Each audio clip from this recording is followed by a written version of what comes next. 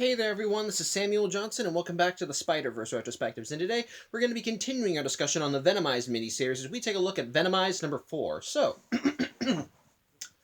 last time on Venomized! So as the Poisons continued their invasion of Earth, they ultimately managed to get a few more heroes under their thrall, specifically some D-listers by the name of D-Man and Rage, and sadly Thor as well. Thankfully, before Thor could do anything massive, well, Poison Thor found that she was unworthy to lift Mjolnir, and so before she could even do anything to the heroes of Earth, the hammer wound up dropping out of her hands, so, well, she couldn't do jack shit now. As such, the transformation was undone, and thankfully, thanks to the magic of Mjolnir, Jane Foster, the person, was saved from the Poison's corruption, so she's totally fine. Unfortunately, the Poisons are still targeting other superheroes, but thankfully, the group of heroes that were dealing with the Poisons on the bridge, which was who Thor was a part of, wound up getting some assistance from Kid Kaiju, who brought in his gaggle of monsters to come in and get the civilians out of there, while also rescuing all the heroes. In the meantime, back at Alchemax, with Anti-Venom being brought in for the fray, Venom is still, of course, against utilizing him, while Spider-Man's, of course, all for it because, well, he's kind of being a jerk here. But ultimately, that's all put on hold because the Poisons are still out there causing damage, and sadly, one of the people that's getting put in their crosshairs is Lunella Lafayette, aka Moon Girl and Devil Dinosaur. And since, well, Devil Dinosaur is a fucking T-Rex, Venom realizes they can't have her on their side. So Venom, Spider-Man, and Anti-Venom, and I think various other X-Men, specifically from the time-displaced ones from X-Men Blue, go out to try and help them. And while they're out in the fray, sadly, some more heroes do get infected with symbiotes, specifically the time-displaced Wolverine by the name of Jimmy, and unfortunately, Devil Dinosaur is also hit with a symbiote. However, it's in the middle of this fray that Anti-Venom learns that his touch is very much as poisonous to poisons as it is to symbiotes. As he comes in contact with the poison version of the Punisher, and just from touching him, it reduces him to nothing but a pile of goop and bones, which ends up horrifying Anti-Venom to a massive degree. However, back with the Poisons themselves, unfortunately for them, they've also managed to make more headway in their corruption of Earth. As now with Anti-Venom on the board, they realize we need to take care of him because his touch is poisonous to us, but thankfully for them, they now have an edge of their own, as at the end of last issue, they finally managed to convert Carnage to their cause, and now he's willingly on their side. So, that's where this issue begins, as the poison versions of Doom, Thanos, Jean Grey, and Carnage are all being given orders by the Poison Queen as she begins dispersing them all throughout. But in the case of Dr. Doom, in the case of Thanos, hold on one second. Sorry, I just had to look up plot points. But either way, yeah, the Poison Queen ends up sending Thanos off to go get Kid Kaiju, while also ordering Dr. Doom and Jean Grey to stay behind and guard her to make sure that the heroes don't get anywhere close to her, especially since Jean's own psychic ability should be able to bolster the Queen's own. And in the case of Carnage, well, he's going to lead an assault on Alchemax to try and kill Anti-Venom, while also getting more heroes. And Carnage, well, he's happy to do it. And what I kind of find amusing is that I mentioned before how the Queen throws up her own psychic image to try and get people to listen to her and not want to hurt her. And for Jean Grey, we see that she takes on the form of Professor Xavier, but for Carnage, she takes on the form of all of his victims. And I don't mean like one or two. No, I mean like a big fucking crowd of his victims, all of them wounded and looking like they're just in pain, like they're kind of begging for his life. It's kind of funny, and I kind of like that that's the image that Carnage sees when he looks at her. Which, again, bolsters the whole, he's an individual doing this of his own free will. It's clear that she's only listening to the Queen out of convenience, so there you go.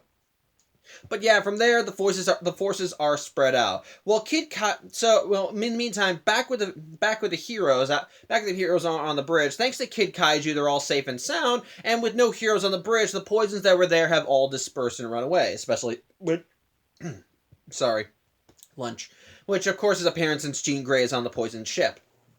But the thing is, again, the Poisons are still going to be actively going after heroes, and Cap still enlists the help of Kid Kaiju in order to do that. In the meantime, though, back at Alchemax, well, it turns out that Cyclops has come to a bit of knowledge. As you see, while Jean Grey is still a part of the Poisons, that little psychic connection that Scott still has with her, it's getting stronger, to the point where Jean was actually able to reach out and make contact with him.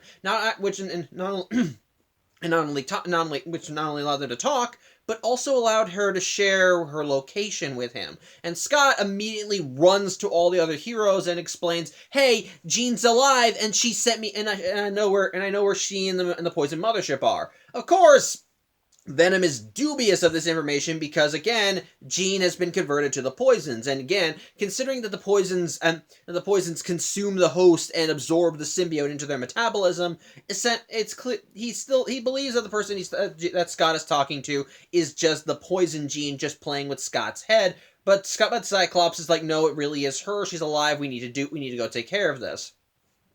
Unfortunately, though, in the midst of this debate, Alchemax and a red alert starts blaring throughout Alchemax, as it turns out that, that little connection, it's allowed the poisons to figure out exactly where they all are, and on the bottom floors, the Poison Carnage and some other magic user who I do not recognize, so apologies, I don't know who he is. It's like some guy, he has like an upside down triangle, it's just with an eye. I was gonna say he was a Doctor Strange, but I don't think Doctor Strange even looks like that, so I don't know, it's someone, I don't know. No, but Bowen is, he and Carnage are here, and they brought a gaggle of poisons and little poisons to try and go after the superheroes, and it's just an all-out brawl downstairs. As such, Venom and Anti-Venom and the Cyclops go down there to try and deal with it, but again, it's still more massive than it's still more than they can take, as in the midst of the battle, more people are taken, specifically Eye-Boy from Kitty Pryde's school of students, and unfortunately, Jimmy of the time-displaced X-Men is also taken as well, which means, yeah, they also have two Wolverines on their side, so that's fun. On top of that, Anti-Venom's kind of pulling back. Oh, he's still fighting, as he's still unloading and opening fire on the poisons with his guns, but he's refusing to actively touch any of the bigger poisons because, well, when he came in contact with the Poison Punisher, he could feel he heard a scream. He heard something cry in pain, and regardless of how the poison metabolism works, there was something in there. There was someone, and Anti-Venom killed that person, which I kind of find interesting, and it further adds credence to the whole that some semblance of a person is still in there. And in this case, though, it also kind of adds more to, not just in the case of the mental faculties, but also in terms of physical capabilities, which in a way kind of makes sense. While the poisons clearly do literally consume someone in order to absorb their symbiote and gain their powers, there still has to be a baseline for consuming. After all, as we've seen with previous poison hosts in the past, the poison that absorbs them takes on their general appearance and absorbs all their abilities. And of course, the individual drones still take on mannerisms of their personalities.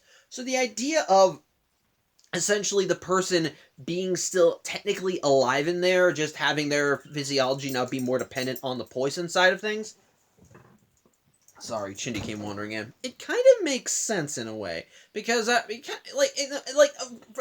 again, because of how the assimilation works, they don't see being consumed as a bad thing because they're still in there, figuratively in case of mental faculties and literally in terms of physical capabilities. It's just that anything that was them is now just a part of the poison. In a way, it's kind of like what the poison Gwenpool was talking about, which I didn't get into specifics with what she talked about during the Venom, when I talked about Venomverse, but she mentioned how when a poison consumes someone, it's like a perfect union between the poison, the host, and the symbiote, since traits of the original host's personality live on through the poison, and the symbiote is now just, and there's no one vying for control. In a way, it's like all the minds kind of sort of become one, which makes sense considering that, again, the poison hive mind is just a big collective. And while each of the individual drones still showcases aspects of the original host's personality and abilities and so on and so forth, they're still a part of that big collective. So what one knows, they all tend to know. So in a way, I kind of get it. In a way, I buy the idea of there still being something alive under there, which in a way might add credence to what happens in the next issue, but we'll get to that when we get to that. The point is, Anti-Venom, based on what he experienced with the Poison Punisher, does not want to do that to any other poisons because he risks potentially killing anything that is left of the original host that's still inside. So yeah, he's just relying on his standard weapons and tactics for this one. Thankfully, though, Thankfully, though, this holding back does not actually hurt anyone, because it turns out that the heroes once again get more backup from Captain America and co. as Kid Kaiju comes in with his gaggle of monsters. And of course, the bad guys are all for seeing Kid Kaiju there, since of course they want to get him on their side. But again, this is a kid who can create monsters just by drawing in a notebook. So he's still not easy to get. As when Killer Thrill sees him and is ready to get a symbiote on the kid, immediately he summons like a giant mummy monster, a giant gorilla monster, and what was the third one? Sorry, it's just I got to kind of remember. Whatever the hell this thing is. I don't know what that is. The point is, he summons all three of them to deal with Killer Thrill. So, getting Kid Kaiju is easier said than done. As such, to try and ensure that no other hosts are taken, or more specifically, no big game hosts like Moon Girl or Devil Dinosaur. Kid Kaiju uses his amulet to teleport Devil Dinosaur away, and then throws it to Moon Girl then throws the amulet to Moon Girl just as he sets it to teleport her to wherever Devil Dinosaur is. As again, she can't be gotten either because she has the ability to control and communicate with monsters. So. Again, hot host. In the meantime, though, based on Cyclops' knowledge, though, Venom and the various heroes basically the heroes still have the intel that Cyclops got from Jean. They still know where the poisons are, and if they can lead a direct assault on the poison home base, then they may still be able to end the poison threat once and for all. And so, what we kind of with no other leads to go on, the various heroes just kind of abandon ship as they evacuate everyone they still can. Before all the heroes board their individual ships and leave Alchemax with the intent of flying out into space and finding the poison's mothership. Unfortunately, it's easier said than done, as one of the ships ends up getting attacked by Poison Thanos, who knocks her right out of the sky. Thankfully, with the help of the hero, with the capabilities of the symbiotes of the heroes on board that ship, they're able to break the fall and make sure no one gets hurt. But ultimately, that's exactly what they wanted, as once the heroes come out and see Poison Thanos, he's more than ready to continue the fight. Thankfully, though, we learn another little thing about Anti-Venom's anti-symbiote. It's immune to poisons. As when Anti-Venom comes out and sees Poison Thanos, a bunch of little poisons try jumping on him, but rather than consuming the guy, they all get fried. So, he's all good. And in the case of Poison Thanos, while Anti-Venom may feel a bit guilty about, killing someone that used to be a friend, this is Thanos. Who even in the comics was a monster. So, no real guilt there. All he has to do is make contact with Thanos and kill him. But again, that's also easier said than done, as Thanos just starts hitting everybody with eye beams and, of course, focuses most of his fire on Anti-Venom, since again, he's a threat to the poisons. As such, the heroes begin engaging Poison Thanos, but regardless of whether he's a poison or not, it's still Thanos, so that's not an easy fight. But Kid Kaiju, who was on the second plane, ends up deciding that he needs more help, so he begins drawing up more monsters. And so as Thanos manages to make his way to Kid Kaiju, just like with Killer Thrill, before he gets a chance to bond him to a symbiote, that's when someone ends up saving his life, and that someone is another gaggle of monsters, which Thanos is immediately introduced to as a giant fist comes in and punches him right into the dirt. Though, of course, the comic ends with Thanos looking at this gaggle of monsters and thinking, "Oh, my mistress will be pleased." So, yeah, that's where the comic ends. So, again, it's fine, but like with the previous issues, the plot developments are minimal in comparison to the fight scenes. Like I said, it's the same retread of what we've seen before. Heroes fight poisons. The poisons infect a few heroes with symbiotes. Some are converted by the poisons and end up joining the hive mind, and so on and so forth. And ultimately, while there is still plot progression in the issue, as the poisons are still trying to get Kid Kaiju and are now trying to actively take on Anti-Venom, and likewise, the heroes now know where the poison's home base is and begin mounting an attack on that, the majority of the issue is still the same thing we've seen in the previous issues. Poisons and superheroes duking it out. So nothing really too big happens in this issue. Does that make it bad? Not really. It's just, again, it's hard to again, the story is just more fluff, I guess. Though I will give credit where it's due. The stuff with anti-venom, I find to be very interesting. Like I mentioned, like I kind of mentioned when talking about anti-venom, that the idea of the original host still kind of sort of being alive inside the poison vessel is an interesting idea, and kind of adds credence to the whole when a poison consumes someone, that person literally becomes a part of them. In this case, while most of the metabolism of a original host is absorbed and eaten away in order to fuel the bonding process, the idea that there is still something beneath the armor, that there is still a person in there who under normal circumstances would probably be in immense pain, but because of how the assimilation operates, they're like, oh no, this is a good thing. This is a good thing. I'm now part of this big collective. I find interesting.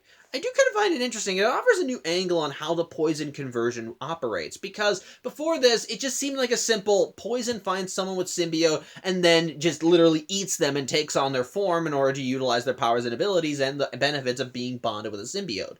But the idea of the person just being in there and their original mind kind of sort of becoming integrated more with the poison collective, and as well as becoming one with their symbiote, I find it intriguing. In a way, it kind of makes sense in some regards. After all, whenever a poison does absorb someone, it takes on aspects of their personality. For some people, this allows them to still retain some form of control, like when in Venomverse, when Spider-Man was converted by the poison and he hesitated when he fought Spinneret, and then likewise Deadpool even banked on that when he was consumed by the poisons, as the dominant part of his personality that stayed in control was his insanity, which in turn preserved his original mind and thus allowed him to keep fighting. And even like I said last issue, they don't reveal it yet, but I might as well just say it.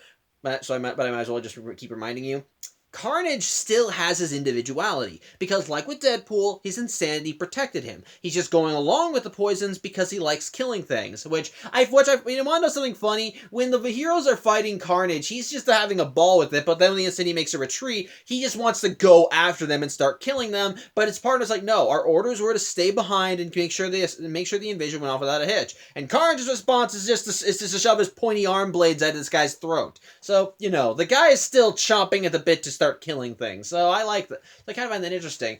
But in a way, knowing that there is potentially somebody still in there in control, it's just that everything that was them, both in body and mind, is just assimilated into this poison.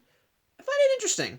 I like that, and I like that. It kind of puts a whole new layer on how the whole poison conversion operates. And again, it adds some credence to what will happen next issue. I'm not going to say what it is for the sake of plot progression, but it does make what happened next make a little more sense. Again, a little more sense. Again, I'll explain when I get to it. But I do find it interesting. I do find that at least a bit interesting, as if that's how it really works, and it would explain how essentially the poison, the host, and the symbiote would all become part of one mind. So again, I dig that. I dig that. And like I said, there is still some more plot progression in having the heroes showcase more of sorry, I'm getting tongue-tied. I do like the plot progression of seeing the heroes now taking the fight directly to the poisons, as the intel they got from Cyclops, which also kind of adds more credence to my theory, since he got the intel directly from Jean, despite the fact that she's working with the bad guys. I kind of like that. I like that, and I like seeing the heroes kind of come together. And before you kind of start getting on my case about how I didn't mention which heroes are on which teams, I'm just gonna say right now, I did not keep track. There's a lot of heroes going on, so I'm not really I'm not gonna keep track of who's on what team unless it becomes specific. Though I will say that Venom, Cyclops, Spider-Man, and Spider-Man the X-Men actually. Venom, Spider-Man, and the time displaced X-Men were actually, I'm just gonna look. Sorry, that's bugging me too. So I really do want to know. So I do kind of want to remember who's on what side. Yeah, it's Venom, X-Men, it's Venom, Spider-Man, the X-Men, and Daredevil for whatever reason. So whatever. So okay, but that's the reason why I didn't mention that Daredevil didn't do anything. My point is this. I like seeing that plot progression. seeing that plot progression, and the ideas presented by bringing Anti-Venom in and showcasing how the poisons react to him. I like seeing that. And there is, and like I said, the action is still good, and it is still cool to see the heroes and the poisons clashing and seeing what the heroes look like. Yada yada yada. Same positives I mentioned before. So again, I'm not gonna say the issue is bad. It feels more like it still feels like that most of the story is padded out by the same things over and over. Doesn't make me hate the book, but it does just hold it back a little bit. So there you go. So apologies if I'm taking someone out by saying that, but that's just my honest opinion. And the more I read through the book, the more I can kind of see it. So, but yeah, that's really all I had to say for this one. Again, sorry this isn't a more meaty video, but I do hope you still enjoyed it regardless, and I hope you tune in on Thursday as we not only look at the final issue of Venomized, but finally close the book on the Venomverse era. So till then, I hope you have a good Tuesday, and take care.